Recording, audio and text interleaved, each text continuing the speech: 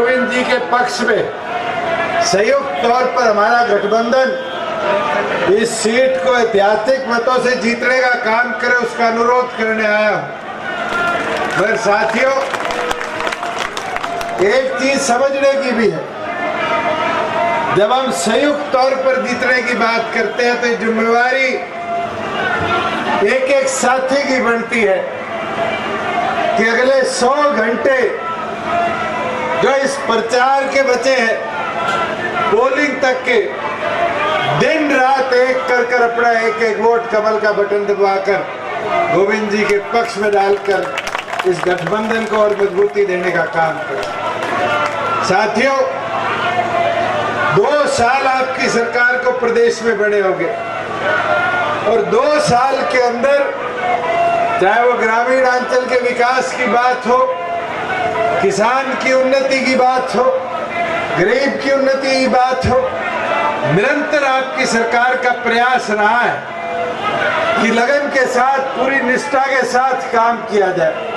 और आज उसका नतीजा है कि 3 फसलें आ गई, किसान के जीरी का, किसान की गेहूं का, किसान की सरसों का, बाजरे का, दाल का, और तो और इलाहाबाद हल्के में तो मूंगफली भी बोया करते हैं।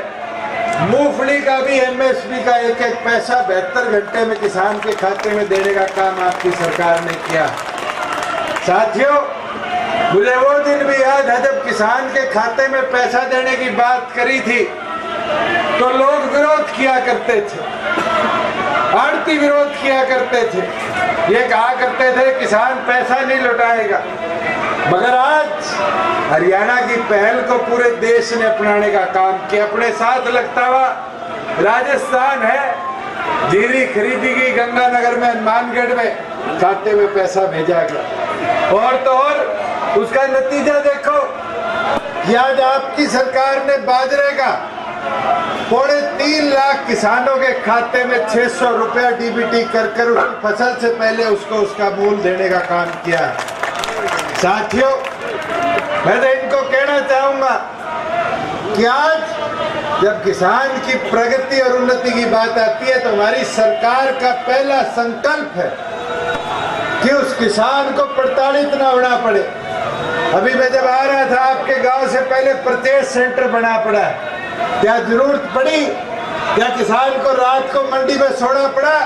ये व्यवस्था आपकी सरकार ने बनाई कि किसान को समाचार कर जिस दिन बुलाया जाता है, घंटों के अंदर उसकी फसल को खरीद कर आपकी सरकार उसको पूरा उसका मूल देने का काम करती है। मैं तो साथियों आपको इतना बोलना चाहूंगा कि आज बुढ़ापा पेंशन की बात करें। मुझे याद है जब सरकार बनी लोग 5100 की बात करते थे, पर हमारी सरकार ने 300 दिनों के अंदर बुढ़ापा पेंशन को 2000 से 2500 करने का काम किया।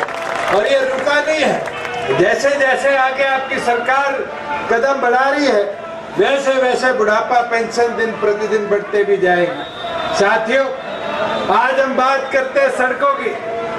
अपने इस इलाके के अंदर पिछले वर्षों में जहाँ हमें सड़कों का विकास बड़ा लिमिटेड दिखा, आज पूरे हरियाणा प्रदेश के अंदर 2500 किलोमीटर सड़कें तो हमने प्रधानमंत्री ग्रामीण सड़क योजना के तहत बनाने का काम किया। साथियों, लगभग 7000 किलोमीटर जो हमारे गांव की सड़कें वो मार्केटिंग बोर्ड से रिपेयर करवाने का काम किया कि किसान को उसकी मंडी की आहत पूरी तरह सुनिश्चित करी जाए। और तो और बहुत से लोग ये प्रचार करते हैं कि इनने तो धोखा कर दिया, दगा कर दिया।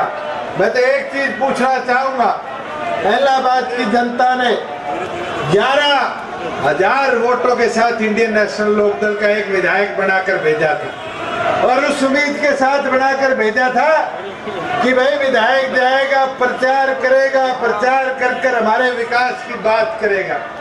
2 साल तो मैं विधानसभा में रहा, 9 महीने पहले इस्तीफा दिया था। कोई पूछने वाला हो, जब 5 साल के लिए आपको चुनकर भेजा, 1.25 साल में एक बार इलाहाबाद की बात नहीं करी और इस्तीफा देने के बाद कह दिया जब तक कानून वापिस नहीं होंगे मैं विधानसभा में नहीं जाऊंगा।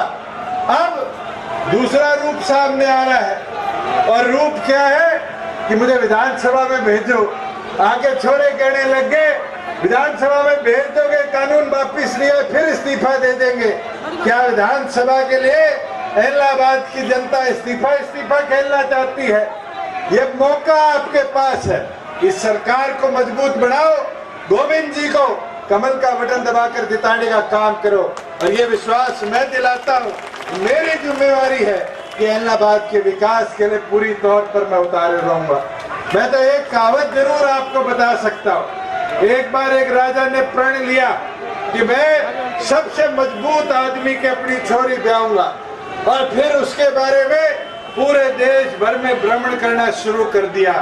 घुमा फिरा के एक राजा मिला और उस राजा के पास कहते थे 58 तोपें थी, 98 बंदूकें थी।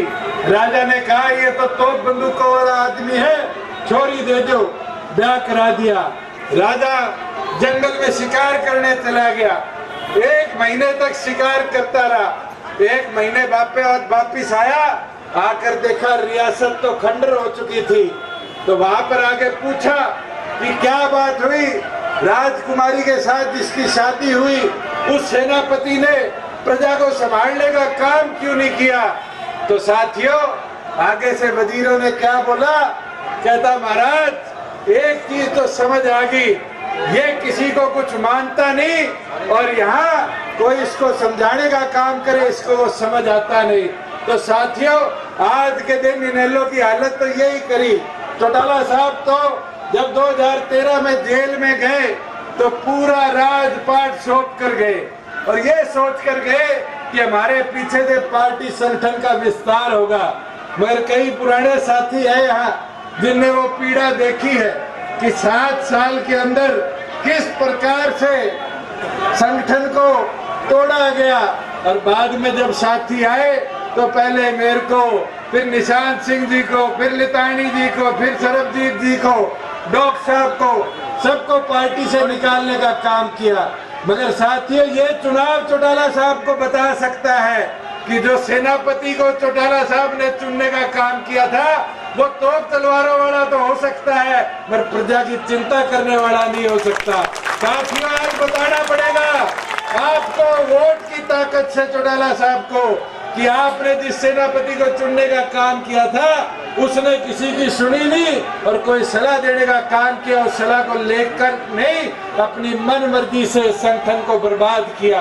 मैं तो आपको एक चीज जरूर बताना चाहूंगा कि हमने दिन रात 2 साल में इस प्रदेश की उन्नति और विकास के लिए काम किया है और हमारा प्रयास रहा है कि ग्रामीण अंचल और सशक्त हो और मजबूत हो। और अगर आप चाहते हो कि इलाहाबाद का आधा इलाका जो स्वयं प्रभावित है वहाँ खेती लायक व्यवस्था बनाई जाए, आधे गांव जहाँ पानी की किल्लत है वहाँ पानी पूरी मात्रा में पहुँचाया जाए, तो आपको अपना एक एक कीमती वोट पूरी मेहनत और लगन के साथ गोविंद जी को देकर उनको विधानसभा में चुनकर अपना नुमाइंदा बनाना पड़ेगा। चुनकर गोविंद जी को भेजो, जिम्मेवारी मेरी है। साथियों विधानसभा के माध्यम से भी आपके कामों को करवाने का काम मैं करूंगा। ये सोच लियो गोविंद जी को चुनाव को नहीं, वो चुनाव मेरो है और थे दुष्यंत बन के ही चुनाव में लड़ना है। मैं तो थाने यही चीज बोलना आयो कि अब थारी जिम्मेवारी है कि आज उस सारा मैदान में उतर जाओ, पूरी मेहनत लगन लग दो। लोग तो विरोध करता रहेगा, लोगों की तो आदत होगी है, 1 साल तो मैंने देखने तो हो गयो के बात है कानून वापस कर लो। कौन सा है बेरो कोनी, कानून में है कौन बेरो कोनी, के चारेगा बेरो कोनी। ये बारी एक चीज बताओ थाने मेरे कहने बारी बारी नायब जी को फोन आयो कि जी मंडिया में जीरी यूपी वाली खोल दो, पंजाब वाली खोल दो। नए कानून में तो मंडिया खुलेगी मगर खुद पंगो लेके पुरानो कानून लागू रख दियो और पुराने कानून मंडिया में आवाजाही बंद होगी। अपना आधा साथ लगता हुआ आड़ती आज के दिन मारा गया। साथियों आड़ती पैसा इकट्ठा करके दिया, कहता घूमता कि वो तो कालो कानून मंडिया में बंद लगा दोगे। कोई 1 साल में 1 मंडी के तालों लागे हो तो बताओ। आज तो धरातल चाले मंडी को निकाला है, पहले वो बेहतर चाला है और पहले वो अच्छी तरिया प्रोक्योरमेंट प्रदेश में हुआ है। मैं तो आज थाऊं एक ही रिक्वेस्ट करूं कि समझण की बात है, लोग कई अठे खराब माहौल करे पर माहौल खराब थे को नहीं होने देना, मजबूती और डट के थे लड़ाई लड़नी। बूथ संभालना अगर थे बूथ संभाल गया 30 तारीख ने, तो 2 तारीख ने गोविंद जी ने मैं विधानसभा के अंदर सदस्य इलाहाबाद को देखा। कर दोगा तो नहीं करो, कर दोगा, हाथ ठाके विश्वास दिलाओ, कर दोगा नहीं। मैं तो दोबारा दारू आई अपील करने आयो और एक चीज दोबारा बोल के जाऊं, गोविंद जी को चुनाव को नहीं, मेरा चुनाव है साथियों।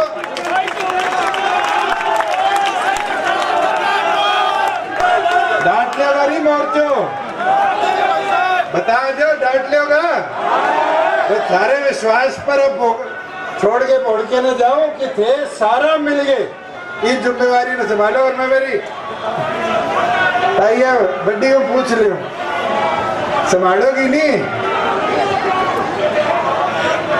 थे संभालोगी नहीं मोर्चो? देख लो, गीत गाना शुरू कर दो, गांव में जीतेगा। और बेरो चाल दो चाहिए एनएलओ ने, कांग्रेस ने, कि अब सारी टीम पूरे जोर शोर मैदान में उतर गई है। मैं तो यही अपील करें थारे बीच आए हो सारा